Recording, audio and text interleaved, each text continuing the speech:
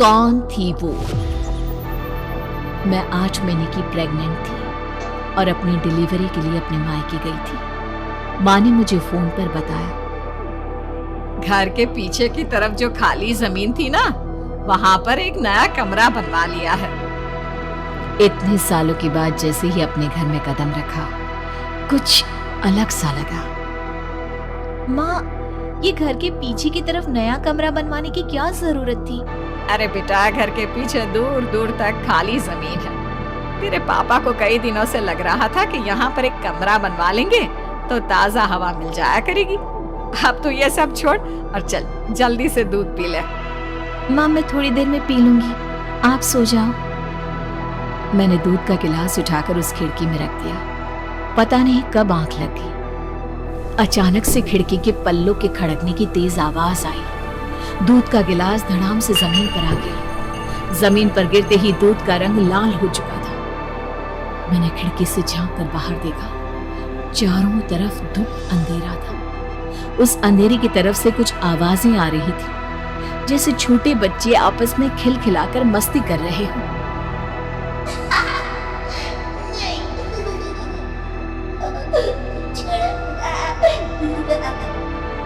इतनी रात को इतने घनघोर अंधेरे में बच्चों की आवाज कैसे आ रही है?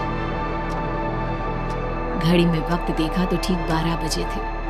देखकर मैं सन्न रह गई। बुरी आत्माओं और भूतों की कई कहानियां मैं सुन चुकी थी। वक्त भी कुछ ऐसा ही था। ऊपर से मैं प्रेग्नेंट। सुना था कि ऐसे वक्त में अक्सर बुरी आत्माएं औरतों का पीछा करती है, तो क्या मेरे पीछे भी? पसीने से तरबतर बड़ी मुश्किल से, जैसे कांपते हाथों से मैंने उस खिड़की को बंद किया। जल्दी से जल्दी उस कमरे से बाहर निकलकर माँ के पास जाने के बारे में सोचा, लेकिन जैसे ही दरवाजे की तरफ पलटी, लगा कोई साया हवा की स्पीड से दरवाजे के सामने से गुजर गया।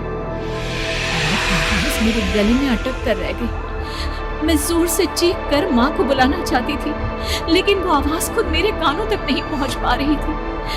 तो माँ तक कैसे पहुंचती? खिड़की के पल्ले एक बार फिर तेज हवा के झोंके से धड़ाम करने लगे और पूरी ताकत से मैं चीख पड़ी। जानती थी मेरी चीख की आवाज सुनकर कुछ ही सेकंड में माँ वहां पहुंच जाएगी, लेकिन ऐसा कुछ हुआ ही नहीं। मेरा कलेजा डर के मारे फटा जा रहा था। आखिर माँ ने मेरी आवाज क्यों नहीं सुनी? इतनी गहरी नींद में तो माँ कभी नहीं सोती। ठीक पीछे खुली हुई वो खिड़की। मुझ में इतनी ताकत नहीं बची थी कि मैं पलटकर उस तरफ देख भी सकूं। हवा का एक सनसनाता हुआ झोंका उसी वक्त मेरे कानों से आकर टकराया। लगा जैसे किसी ने दबी हुई आवाज में धीरे से मुझसे कहा, चली जाओ यहाँ से। मैंने दोनों हाथ अपने कानों पर रख लिए और एक बार फिर ताकत लगाकर जोर से चीखने की कोशिश की।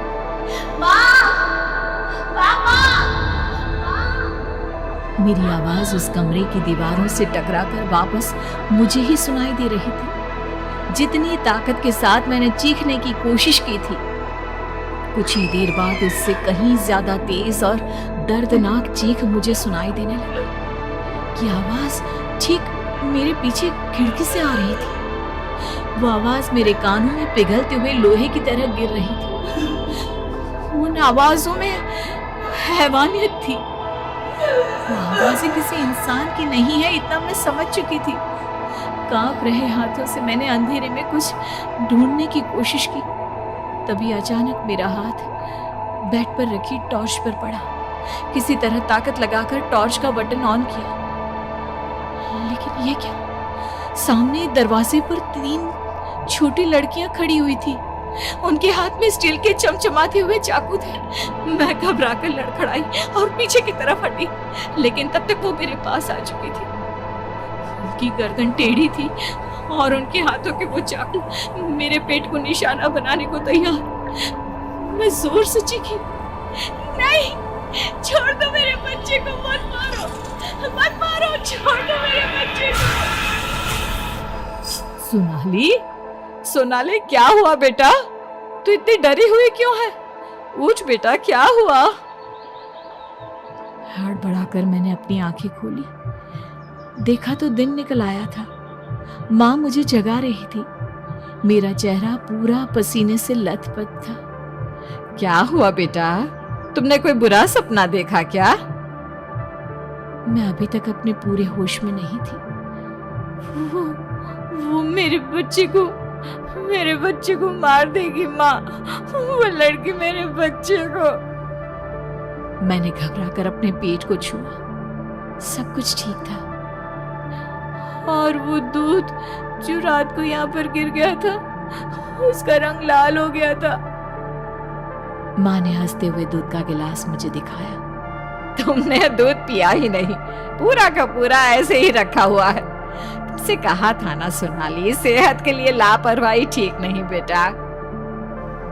लेकिन मैंने तो सब कुछ अपनी खुली आंखों से देखा था। ये सपना कैसे हो सकता है?